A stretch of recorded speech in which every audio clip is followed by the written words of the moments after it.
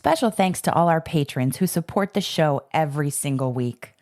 Patrons, you keep the Run, Eat, Drink podcast going, and we're so grateful for all the support you give and the community that you've helped us to build. Not a patron yet? Join us today. Head over to patreon.com/runeatdrinkpodcast or buymeacoffee.com/runeatdrinkpod and subscribe for bonus content, social media shoutouts, and much more. Help support our show by using our Amazon affiliate link anytime you shop on Amazon for running gear, food, beverages, or anything else the little gray trucks might bring your way. Just use runeatdrink.net/Amazon anytime you shop. There's no additional cost. It's just one bonus click to help us keep the lights on and the bandwidth flowing. Go to runeatdrink.net/Amazon. And we thank you for your support. Hi, my name is Cheri Whitt. My Instagram handle is CheriBerry101. Most people know me by the hashtag Whitt Syndrome.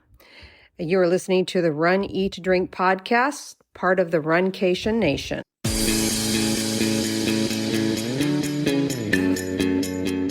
Welcome to the Run, Eat, Drink podcast. We feature destination races from across the country. And after the race, we take you on a tour of the best local food and beverage to celebrate. So whether you are an elite runner or a back of the packer like us, you'll know the best places to accomplish, explore, and indulge on your next runcation.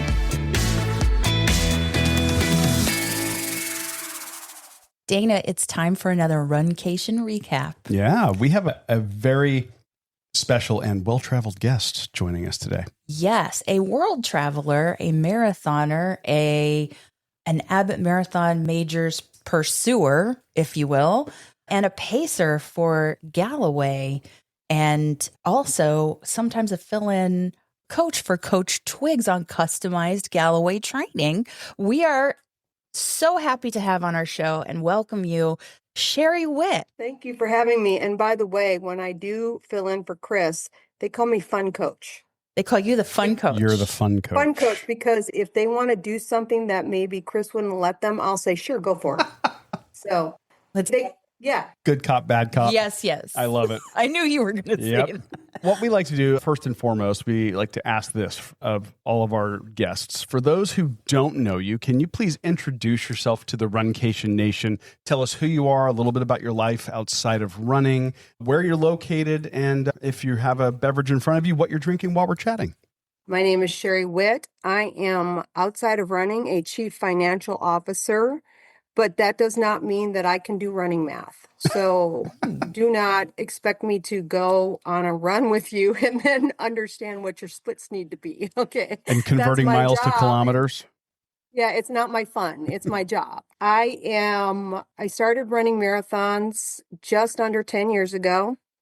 I did so after I got very sick. I had a stroke. I was sepsis. They deemed me brain dead. There was a lot going on, renal failure, and I had to learn to walk and talk all over again. And one of the things that I had never done was run a marathon. So I thought, you need to do this thing. And that's what started what we now call Whitt syndrome. And what am I drinking? I am drinking this weird thing, and it is a lot of vitamins. So there's AG1. It looks like green. There is dose, which kind of give it a smoothie. So like liver and cholesterol, the dose is that drink. And then I have some pillar vitamin C in here, some ice and water. And it's like drinking a smoothie, but it's how I get down some of part of running is doing all the stuff.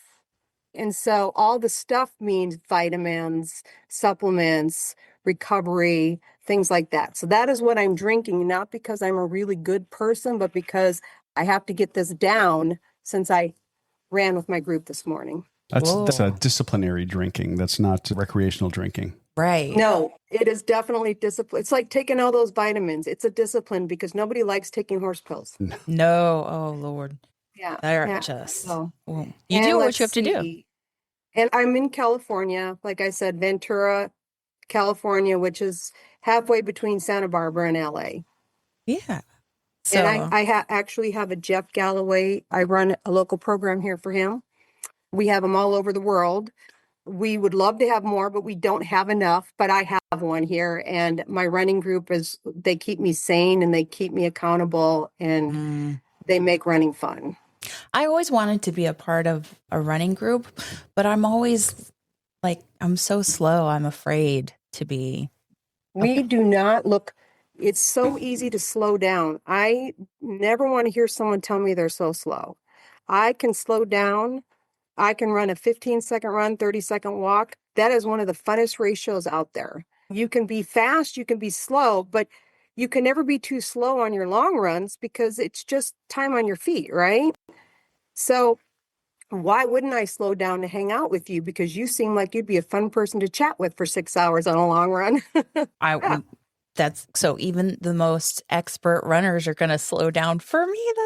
That's good. Yeah, why not? Look, when we're out there pacing, we're slowing down to pace. Yeah. So why wouldn't we? I think it's kind of like, as you're going to find out as we go through, it's what I do. I love helping other runners. And because I run this year, I'll have run by the end of the year, 17 marathons. I run about 1 to 2 a month. Wow. And yeah, and that's not including the training runs. Yeah. Like I said, I have Jeff Galloway saved my life because I could have never run a marathon without him. But he made it so much fun. It became an addiction. They call it Whitt syndrome. So I just sign up for random races. It's like I get bored at night and I look for races and I'm like, ooh, squirrel, that one looks good. And then I got all these races. So speaking of signing up for races, like running, you said you've run so many this year. 17. 17. Running one marathon is challenging. What made you decide to go after all the Abbott marathon majors, which I guess includes Sydney? Sydney, which I just ran. So I really never had my sights set on that. I had run Paris and Athens and all these things, but I had a friend, Eva, who said, I'm signing up for Chicago and Berlin, run them with me. So I was like, sure, don't tempt me with a good time. So I signed up for those races. In Berlin, I got in the lottery, and Chicago, I ended up having to run with a charity. I think it was Paws for Chicago, which is for animals, and I love animals, and I volunteer animal rescue shelters, and I have 4 German Shepherds because I'm a foster fail on the highest level, and I am now no longer allowed to foster dogs because my husband said we have enough. But I said, great, I'll run these with you. And then I thought, I've got 2, so why not go for the rest of them? And if you can, so I'm always in marathon shape, so why not? If you get a chance to run a marathon, go do it.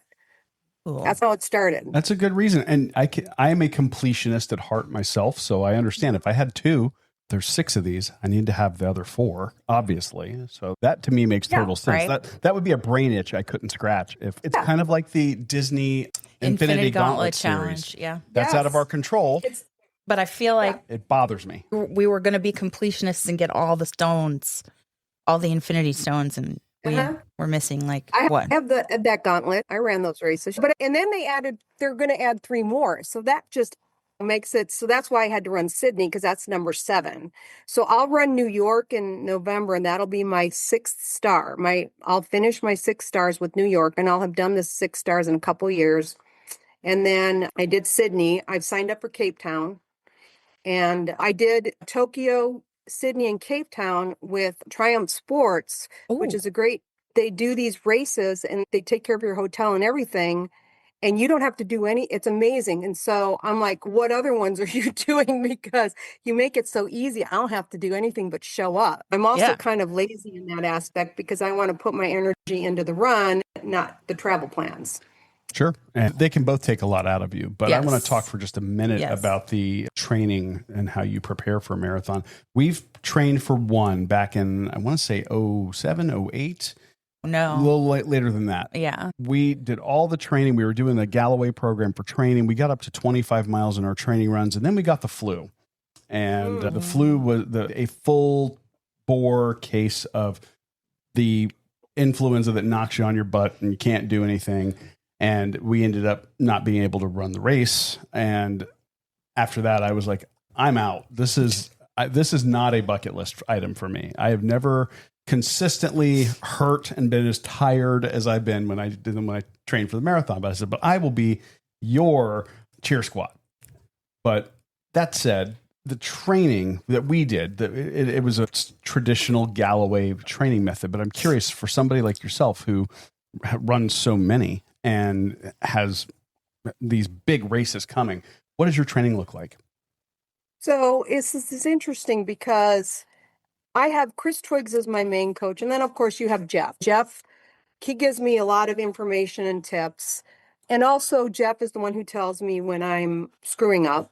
He's perfectly fine with that. And he's so nice about it. You're like, yeah, okay. He is. But my training is very simply so I do my 2 shorter runs during the week.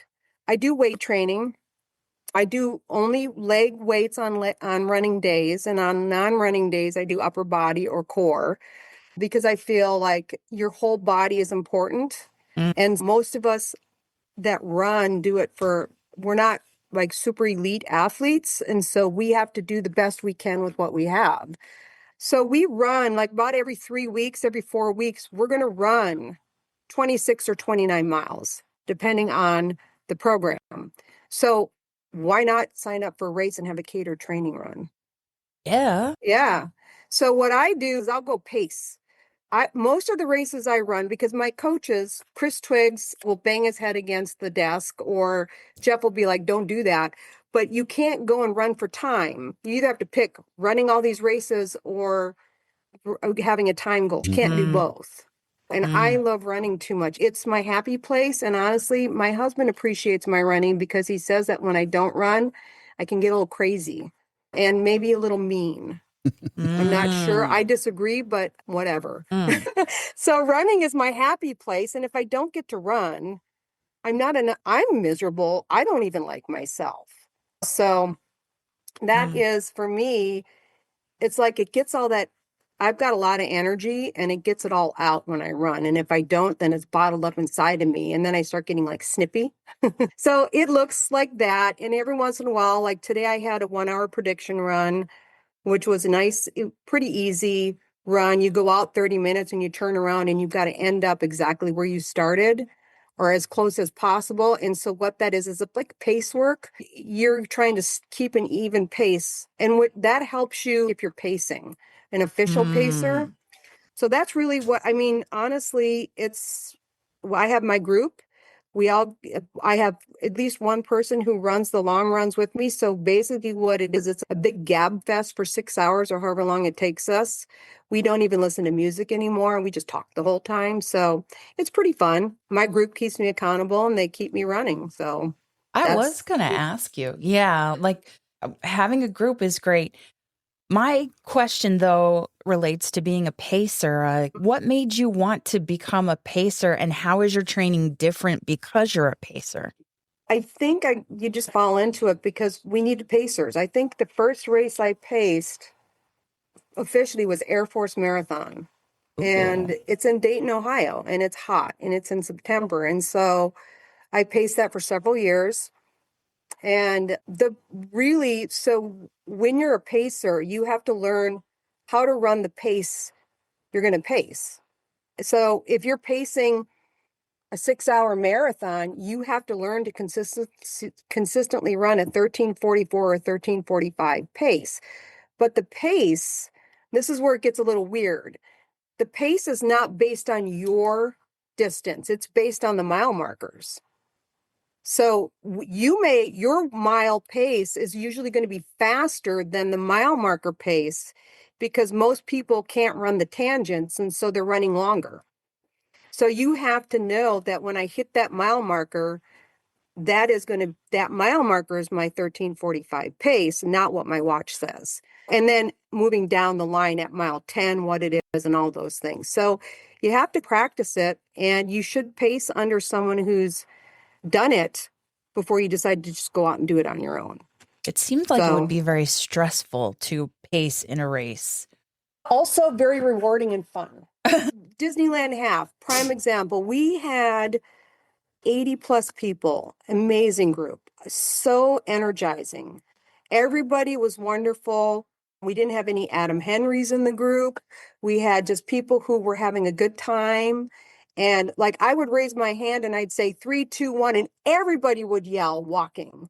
I'd say 3, 2, 1, and everybody would yell running. And I'd tell these stupid jokes and people actually laughed at them. They're supposed to keep you out of your head because usually you're starting to hurt and you don't want to think about it. Jeff calls it your monkey brain, but you want to stay outside of that. I'm in a lot of pain and I just want to quit. So sometimes jokes or thinking about something else will get you to stop thinking about what you're doing right now. So it's stressful. At first it was stressful, I think, but when you just settle in and have fun with it, it's not. It's really not. It's so rewarding to help people. And especially whether they appreciate it or not, or whether they share their appreciation or not, they appreciate it because they finished something hard. Yeah. Yes.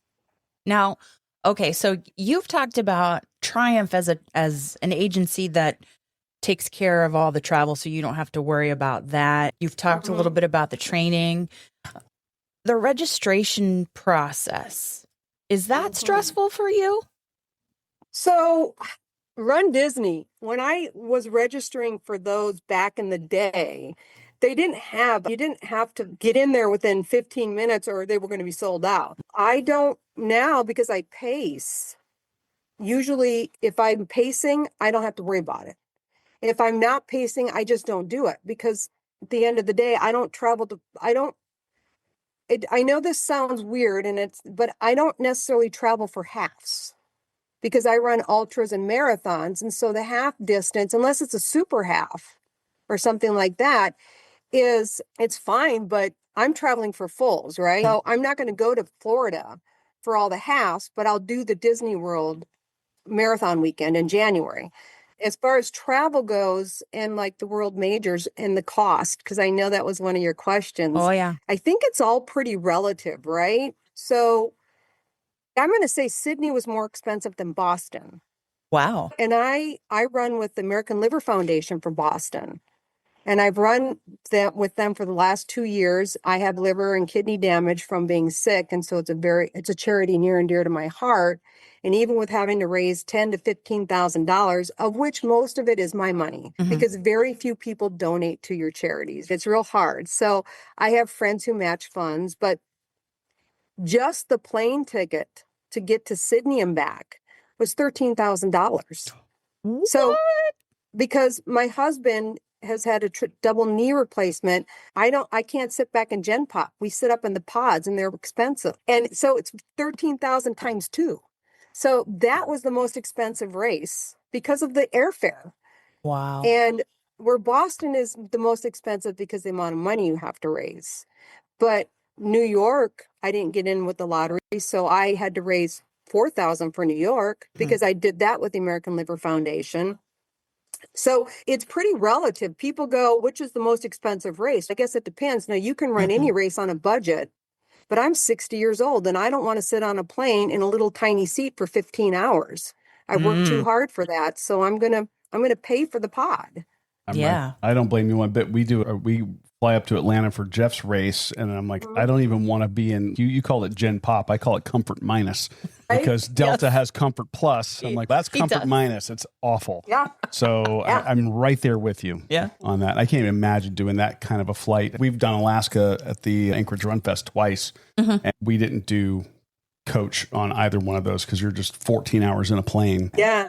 And even for us, because Alaska's closer, I did the Anchorage Run Fest as Humvees Marathon, right? Yeah, I think is yeah. what they call it now. Yeah. And I got to run that. So that's a funny story. I got to run that with Jeff and Barb and another friend of mine. And this other friend of mine, and I'm not going to name names because she'll probably listen to this, but she'll recognize the story. So she was really struggling and was having some really bad shoulder muscle spasms to the point where it was really affecting her running because her bra strap was digging in. There was a lot going on. And so Jeff is like, wow. He goes, so what do you like to eat on your pizza? Or he said, what do you like after a marathon? And I go, oh, pizza's good. And this person was just, oh my goodness, I can't believe you're talking about food. And Jeff, he's got that Quaalude voice. So Jeff is just, what do you like on your pizza? And I go, oh, I love pineapple on my pizza and black olives. And he goes, ooh, that sounds good. So we're talking like remember the sweaty balls thing, Saturday Night Live? So we're talking in that super soft voice because we're trying not to scare the cat away, the wild cat. And this person throws up their arms. It's just, oh my goodness, I can't even talk to you right now, and just storms off. And so I was like, wow, now I want pizza, Jeff. And he's, yeah, me too. So you go out there and you have fun, and what happens on a race stays on a race. Unless it's funny, then you can share the story, but you change the names to protect the innocent. Of course. Yes. Yeah. With all the travel that you've done, I have to imagine that you've gotten rid of the things that don't work for you. You've grabbed onto the things that do work for you. Are there any tips, tricks, hacks, things that you could recommend for runners that are going to be doing any of these races, things that you would recommend that would come to mind to make their travel a little bit easier? Travel or training? Travel. Just find a good, to me, the easiest travel I've done is finding a good tour group. I've run with bad tour groups and I've run with great tour groups. And so I always recommend the great ones, and I don't talk about the bad ones because I may have just had a bad experience with it. It may just be me, but I think when you're going somewhere with a tour group, it should be exactly what they're offering, which means that they're going to take care of you as a runner. They're going to get you to the start and the finish line. They're going to take care of, let you see the city, get your breakfast and whatnot, not just here's your bib, here's your breakfast coupons, have fun. Good luck. Yeah. I think that number one, if you can do it with a tour company and you've got a good one, do that. Because otherwise you're making all the travel plans. And I think my biggest tip would be check where the start and the finish line are, and try and get something somewhere in between. Because people think, I don't want to walk to the start, but you also don't want to walk back from the finish. And what you have to remember is all those roads are closed because of the race itself. Right. So traveling within the city or wherever you're at is going to become very difficult. So usually the start and finish are within a couple miles of each other, and walking a mile after the marathon is not that big of a deal. It's a great way to cool down, and it's a nice form of recovery. Most people don't want to, and walking the mile to the race is also a great little warm up, right? So I think those are my two biggest tips as far as traveling and running, because when you have to do it yourself, it's hit or miss. But at least if you know, look at the course should give you where the streets are, so you can pick something that's in between somewhere, and that's a good place to be. Now, let me ask you, you said when I initially asked the question, you said travel or training. What training tips would you give? So I would tell people the biggest thing I see, because I am also a certified running coach. I'm I'm certified with Galloway and also with RCA. Slow down. Too many people are running their training runs at their marathon pace or too fast, and then they don't understand why they're injured or why this is not fun, because you're not slowing down. And then I get I don't want to be out there all day. You're already out there all day. You're planning on running 26 miles. How long do you think it's going to take you? You've already blocked off that day. So just slow down and take an extra half hour, an hour. And that way you're ready. We just have so many people who don't want to, I can't run that slow. Yes, you can. We all can. We can all slow down. And so I think my biggest tip would be for people, your long run pace should be about 2 minutes slower than your race pace. So if your race pace is 10, your long run pace should be 12. And I like what Chris Twigg says, that's a maximum speed limit.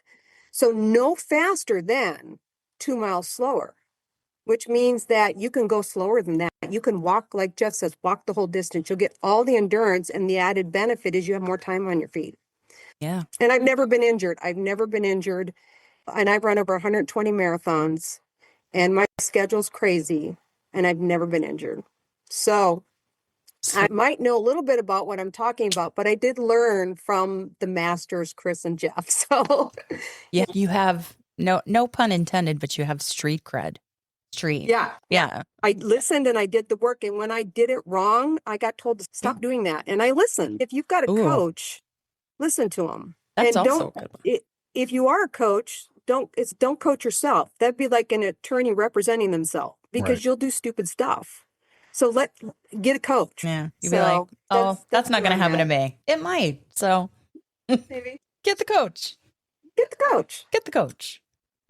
So now, of all the majors that you've done so far, and we could throw, where's your favorite expo experience? Your favorite pre-race experience, and why? Or it could be favorite for a variety of different reasons. I think expos lately, the expos have gotten so ridiculous as far as too many people coming in and trying to grab up all the merch and then reselling it. Preach. So it's really made expos not fun. I will say the best run expo that I have ever seen to date was Chicago. Ooh. And Okay. I'm not a fan. I'm not a fan of Nike gear. It just doesn't suit me. It doesn't fit me. Many reasons, right? But I appreciated the fact that was a well-oiled machine. They had merchandise. They didn't run out of stuff. They had people there willing to help you. Sydney had a lot of merchandise and it was great, but they had some problems in the beginning, which had to do with standing in line to pay. We stood in line for over 2 hours just to pay because they didn't have any queues and people were just cutting into line because they didn't see that the line was all the way back to the entrance. So they were just coming right up to and then cutting in, and there was nobody there to stop them. No management of the line. No management. But by day 2 or 3, I don't know because I didn't go day 2, but they fixed it. They put in queues because they heard people. And this was their first year as a world major. So I respect that they took care of it. But by the time they took care of it, there was no merch left. Right. Either. Yeah. You might get a car magnet if you're lucky. That kind of thing. Or the extra small shirt. Marine Corps puts on a good expo. I think that after COVID, expos have they're not as good as they used to be, right? Most of the vendors lost their behinds on a lot of the COVID races because they didn't get their money back and they're gun shy. They don't want to go pay for a booth anymore. So the expos have gotten really small.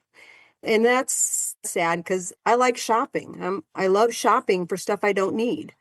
And I can do that very good at an expo. Absolutely. And they're taking all the fun out of it for me and buy like 10,000 race shirts that I don't need and I'll never wear, but I still have that option. We like expos. You have the opportunity occasionally to run across a small company that's got a new product or item or training tool or piece of clothing or whatever.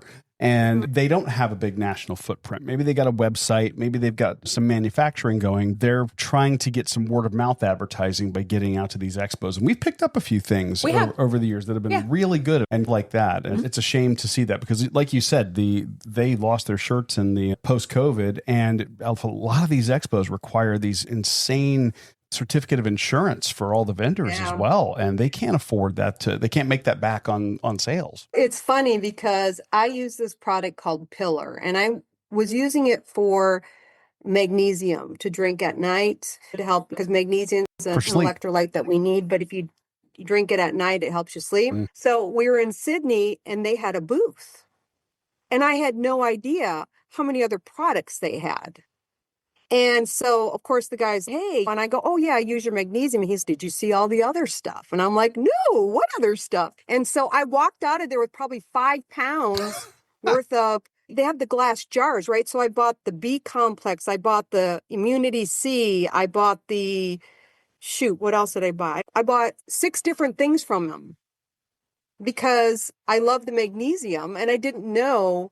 Because I ordered magnesium on Amazon, so I never went to their website. Right. I could have seen it, but I was like, cool. And I got to taste it there. And I think the expos give you the opportunity to try the product. Yes.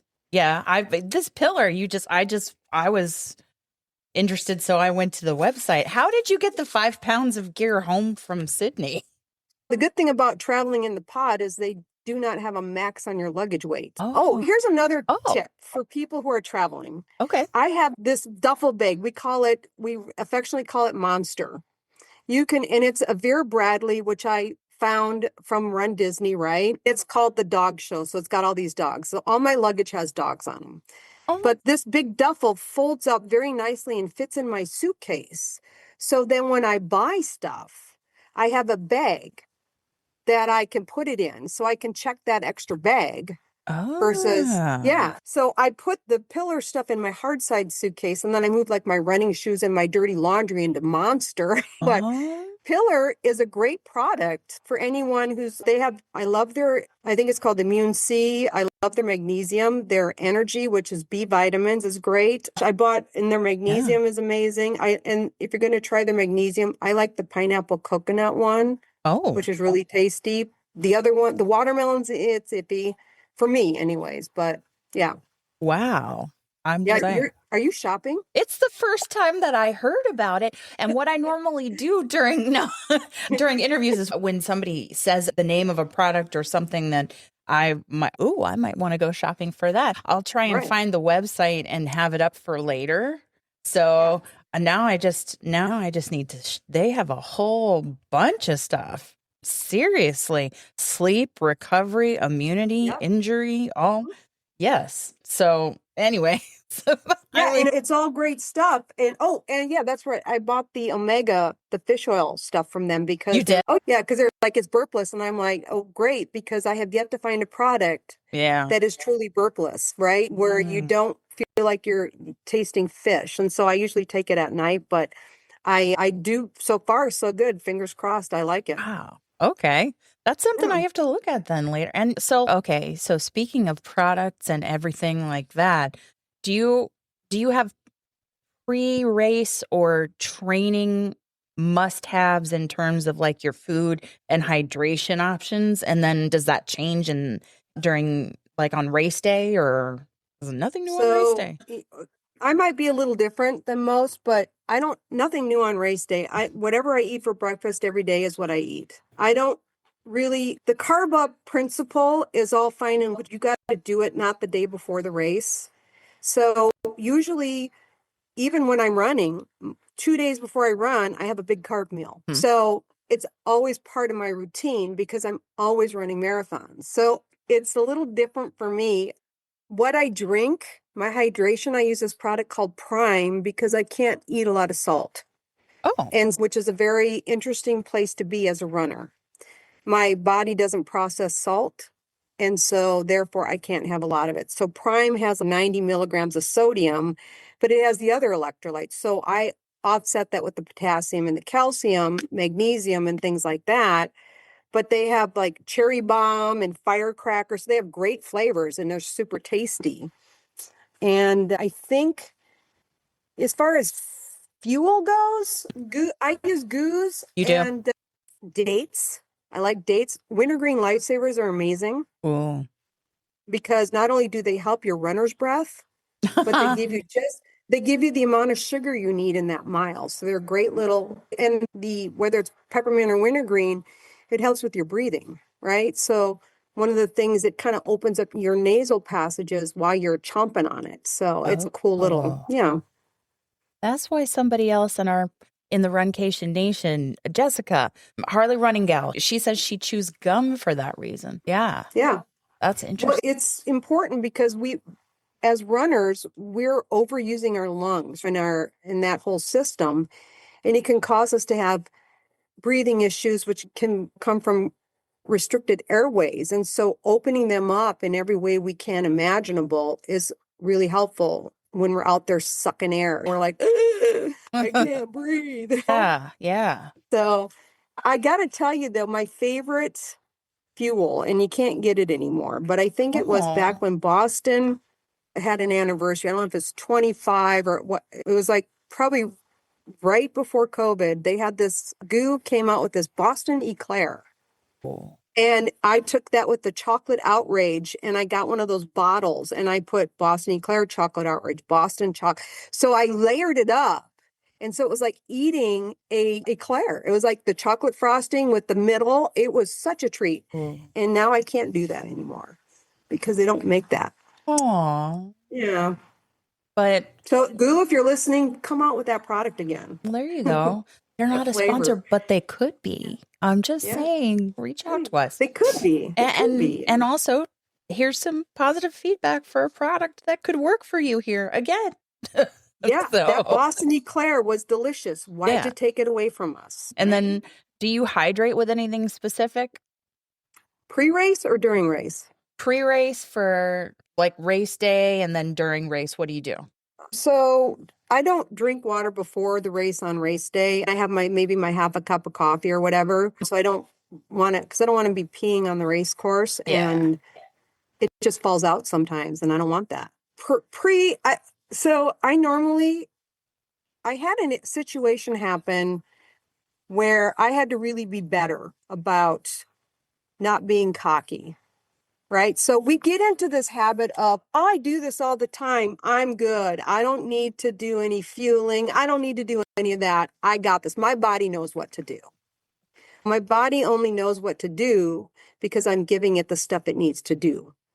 And Jeff, I was doing a long run, and about half a mile into it, I had some other stuff going on because it was after travel. And I had this like disembarkment syndrome, I guess. I found out later that this is what it was. But half a mile into the run, I thought I was going to pass out. Ooh. And I just could not recover. And I'm like, what's going on? You know what to do, body. Why aren't you doing it? And so I was talking to Jeff and Chris, and Jeff was like, oh, I know exactly what happened. You went into that with complete glycogen depletion. And I was like, oh. Yeah. When you get schooled, you can't go, no, you're like, oh yeah, I did. And so one of the things I have learned to do is you got to do all the small stuff, which means every day I drink my amino acids. Every day I don't use my hydration except for on race day, but I'm always drinking my amino acids. I'm always doing hydrating with water. And, I take my vitamins so that and I try not to overhydrate so I don't have that opposite hyponatremia happen where I'm peeing out all my vitamins. And I discovered Carissa Galloway. She wrote a book and does this class that I took. It's a nutrition class. I love her take on things because she says the best diet, the best exercise is the one that works for you. And so I had to find what worked for me and then do it. And then not go, oh, I don't have time to drink this thing or take these vitamins. You have to make the time. That's where I'm at because you can only go so long on an empty tank before you run out of gas. And when you run out of gas, it's a costly fill up, which I think you may have experienced when you were training for your first marathon. Gas. That's what I think. That was a costly error because you never finished. No. One thing Jeff likes to talk about is let's not run out of gas. Yeah. You talk to him or you hear him talk or you go to one of his retreats. That's the biggest thing. Slow down and let's not run out of gas. We had Jenny Simpson, who's joined the Galloway team, Olympian, 3-time Olympian, world record holder. She says the same thing Jeff says. Slow down on your long runs. I agree with 100% of what he's saying. And so it's nice to hear that because I think that people over time, because Jeff has been around for so long, disregard him as new people come up with new stuff. What Jeff's telling us is still true for what we're doing. If you only run an 8-mile long run, it's going to be miserable. The biggest pushback we get is on the long run. We run the distance before the distance because nothing new on race day includes the distance. Why go to just 20? Why not do the extra 6 when people do that? But those are all the people we pass because that last 10K is a big distance. I think those are just key points. Yeah. For any successful runner, if you want to run a marathon, your body has to know what you're getting it into before you do it, right? It's all about going the distance. And it's the book, Don't Sweat the Small Stuff. I think you have to do the small stuff in training. You have to sweat the small stuff in marathon training. Yeah. Because maybe not sweat the small stuff, but just do it. Yeah. If you have a job and you get up and go to work, you just do it. Yeah. Same with training. You just do it. Just do it. Your race day self will thank you. Yes, it will. When you travel and run, you have to use what is available at that hotel. So I'll do oatmeal or toast so that when you're there on race day, you know that what they have will work for you. If they don't have that, I always bring a backup with me. I have these Hammer Nutrition raw energy bars, and they've got enough carbs and calories to get you going to run the race. I always carry those with me in case the hotel doesn't have oatmeal, which is my go-to. Yeah. We know a local runner. She recently retired from the run shop where we got our shoes after we made mistakes running. That's how you learn. She takes everything with her in terms of nutrition and doesn't trust anything locally. You have to have a couple of different options or come prepared with backups. And I think that most places you travel, most countries have some commonality. McDonald's is everywhere. So if that you have issues with going to Tokyo was really hard because they don't have, so I have a real tough time with salt, and everything was carbs and broth because it's all like noodles stuff. High sodium. They right on the window, no special orders, no special requests. It is what it is, cash only kind of thing. It really messed up my digestive system. Thankfully, it didn't mess it up on race day. Prior to race day, I had my bars and I was able to pick the stuff out. The sodium was my biggest problem because whenever you're dealing with soups or broths, it's a lot of salt. After the race, you're like, okay, I can do whatever, whether you should or not, and then you pay the consequences later. Oh, yeah. It's always interesting when you're traveling, especially when you go to a foreign country. Maybe you don't eat what they eat, but certain chains are there. My recommendation would be to, go to McDonald's if they still have the chicken sandwich. At least you can get a piece of chicken. There's some French fries with no salt. So you got a piece of chicken and French fries, and at least that's what you would normally kind of potato French. You got to work with what you got. Cheri gave us fantastic information, and it was such a fun conversation that we have split it into 2 episodes. Make sure you come back next week to hear part 2 of our Runcation recap with Cheri Whitt. That's a wrap. Thank you for joining us on your long run, your commute to work, around the house, wherever you are. I'm your host, Amy. Stay safe and well, and we will talk to you really soon. That's a wrap. So thank you for joining us on your long run, your commute to work, around the house, wherever you are. I'm your host, Amy. And I'm your co-host, Dana. Stay safe and well, and we will accomplish, explore, and indulge with you really soon. Thanks for listening to this week's episode of the Run, Eat, Drink podcast. We're having another great year thanks to your support. Don't forget to follow us on Facebook and Instagram. We're at Run, Eat, Drink Podcast. And on Twitter, we're Run, Eat, Drink Pod. You can also give us a call at 941-677-2733 or send us an email at info@runeatdrink.net. Visit our website at runeatdrink.net and click on the subscribe link so you don't miss a minute. Find out how you can support the show at patreon.com/runeatdrinkpodcast. Accomplish, explore, and indulge right along with us. We'll talk to you next time.